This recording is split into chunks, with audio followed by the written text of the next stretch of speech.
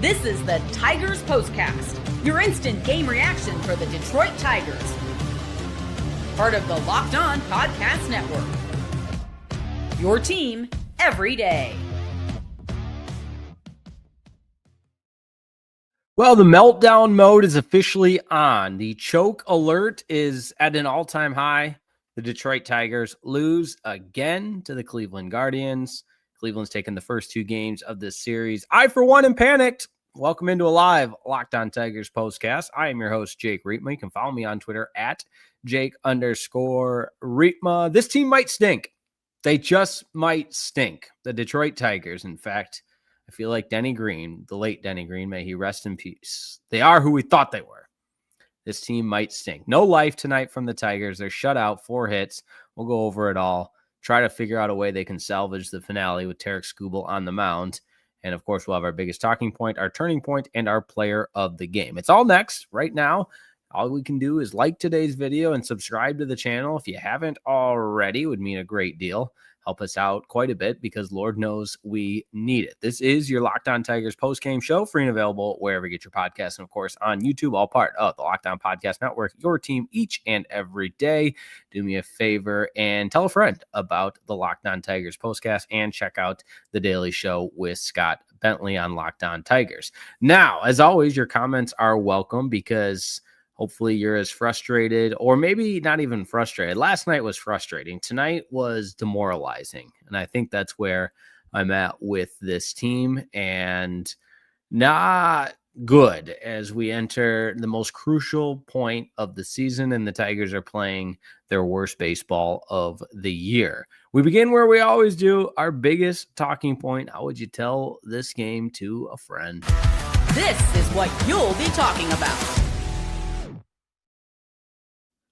As I mentioned, meltdown mode is on, and I'm going to try to avoid meltdowns on the Locked On Tigers postcast because the Tigers are doing enough melting down for everybody. No offense, no life, 0 for 8 with runners in scoring position, 4 hits, and the inability to win an important game with not quite your back against the wall, but certainly at the juncture of the season where you need a gut check. You need to dig deep and figure out who this team is. And we've talked at length about this. Baseball's a little bit different in this sense that you play every single day. It's not like football where you play once a week or a couple times a week in basketball and hockey. But this team needs some kind of come to Jesus speech. And AJ Hinch has just never been that charismatic, fiery guy. And I'm not suggesting that it's as simple as that. You scream at the guys and then they'll go out there and play their best. But it feels like this team needs something. And AJ Hinch, the best manager in baseball and everything else, all the accolades he gets, if the Tigers continue at this trend and somehow cough up the division, it'll go down as one of the most epic collapses, all-time chokes we've seen in the history of any sport in this city. And you look at where this team was at even before the All-Star game and playing below 500 balls since the All-Star break, and a double-digit lead well into August, and for it to be down to 4.5 games with still 4 games remaining against the Cleveland Guardians. The Seattle Mariners, I believe, if they win tonight, are a game back for that 2 seed. And this team is plummeting at an all-time pace. And I know I'm pointing out the obvious, but my, oh my, it just couldn't come at a worse time. And it feels very similar to how the Tigers had that losing streak where they won 1 of 12 and then proceeded to do something similar in back-to-back stretches there through the month of July. So I'm at a loss, you're at a loss, and the Tigers, that's all they do is lose, lose, news. Now, one bright spot, Jack Flaherty, really good tonight, and that might just be his ceiling. 5 innings, just the 1 earned run, but that's giving your team a chance to win. He struck out 4, he walked 4. He gets hit with the tough luck loss. He's 8-14, not that that matters, but he did enough to give your team an opportunity to win tonight, and that's all you can ask from Jack Flaherty. Bullpen not great once again. You look at who gave up runs. Well, of course, with the 1 earned run, it's Herter and Canely okay in 1 inning. And then your QWERTY gives up the 2 runs in the 9th inning. However, I'm here to say with the offense being as brutally bad as they were, I don't know how much. Obviously, the Guards scoring 2 runs in the top of the 9th take the wind out of the sails and almost eliminate completely the thought of coming back. But this game was lost far before that. The comments are piling up. I'll do my best to filter through them because this is a collaborative program here on the Locked On Tigers postcast, even if there's nothing really exciting to collaborate about. Demetrius McNeil, one of our everydayers. Shout out to the everydayers. We appreciate you. He said, Jake, this is trouble. 4 hits, 0 for 4 or 0 for 8 with men in scoring position. And it's my first loss at Comerica Park. This collapse and it's gets come back next game. Okay. Sorry, Demetrius. You were at the game and unable to bring them home. You've been so good this year when you're at the game. So that is unfortunate. I agree with Noah Murray here. I kind of alluded to it in a sarcastic way, but Noah Murray says, I'm tired of Hinch always acting like the smartest guy in the room, making terrible moves that barely work. He gets a ton of credit when they do well and not nearly enough when they don't. I would agree. I have my thoughts about AJ Hinch. He certainly has a distinct style. Scott Harris has a distinct style. They're both the smartest men in the room. Just ask them. And I understand the confidence and the aura that you need to have in order to lead a baseball team and lead a clubhouse. But sometimes it just feels like they could do a little bit more to get the most out of guys. And I'm not in the clubhouse anymore. I'm not between the 4 walls and at Comerica Park repeatedly, like some of the other beat writers and hardworking folks that cover the team day in and day out. So, that to a certain extent, I'm not able to speak to what that dynamic is like on a day to day. Thomas Rotondi, none too pleased with Spencer Torkelson. Yep, he's on the list. I know he had a good game last night with a multi-hit game, but you go up and down this lineup and 2 hits for Parker Meadows. Other than that, just a lot of zeros. Kerry Carpenter 1 for 3, Colt Keith 1 for 3, and there are your 4 hits. So just lifeless again. And I understand you have nights like that, but it seems to always come at the worst time. Jake Goodwin says the good start in the first half really got us over our heads. Too impatient at the plate. That's part of it. And these guys are big league ball players, and they haven't looked like it the last couple of nights. Cleveland looks like the more desperate team. They look like the hungrier team. They look like they're the ones playing playoff baseball. You got the one instance where a runner on second just takes the extra base because they're taking advantage of the Tigers just lollygagging around. And that is so hard to watch.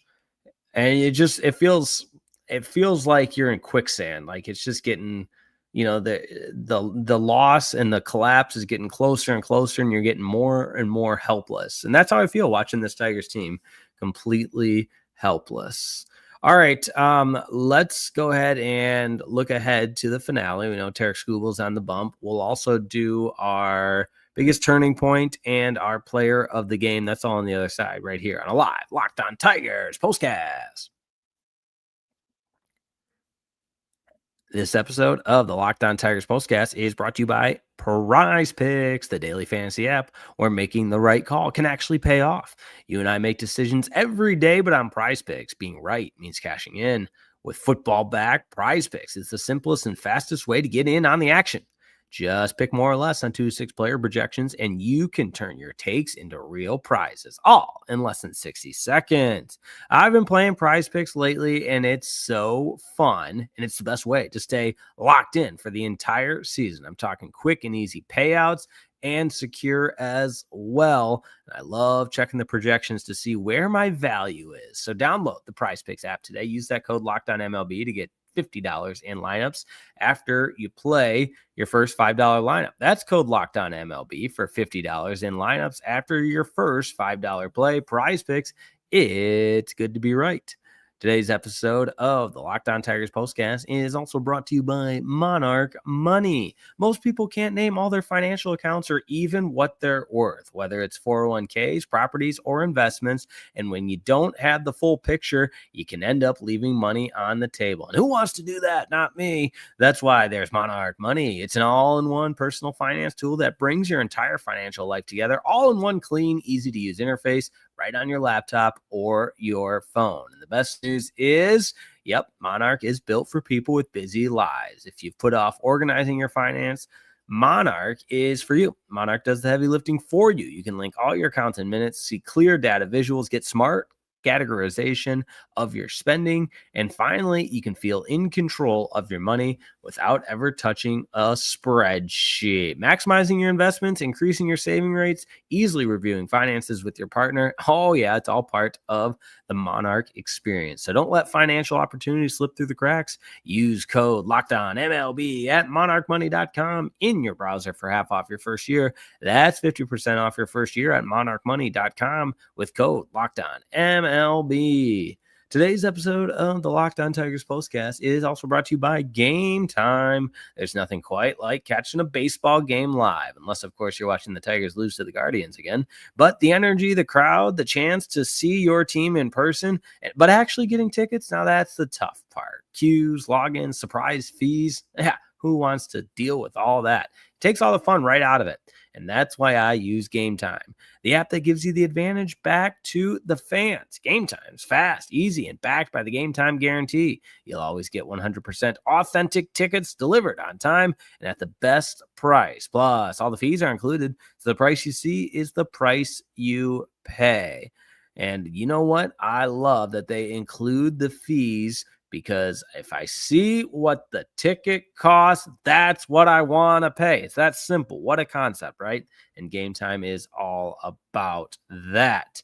I also love that you can see right from the app what the view will be like, so no unexpected, obscure, and obstructed views. So download the Game Time app, create an account, use code LOCKEDONMLB for $20 off your first purchase. The terms do apply. And again, use that promo code LOCKEDONMLB for $20 off. Swipe, tap, ticket, go download the Game Time app today.